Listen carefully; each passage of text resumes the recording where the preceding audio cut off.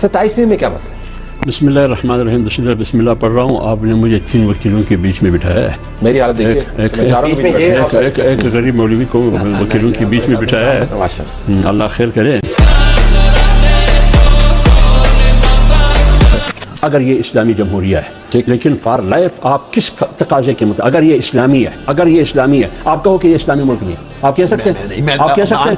تو جب آپ نہیں کہہ سکتے، میں عرض کر لیں، جب آپ نے آئین میں کمٹ کیا ہے کہ جو بھی قانون سازی ہوگی وہ قرآن و سنت کی تابع ہوگی، قرآن سپریم لا ہوگا. مجھے اسلامی تاریخ میں آدم علیہ السلام سے لے کر آج تک کوئی امیونٹی بتا دیں.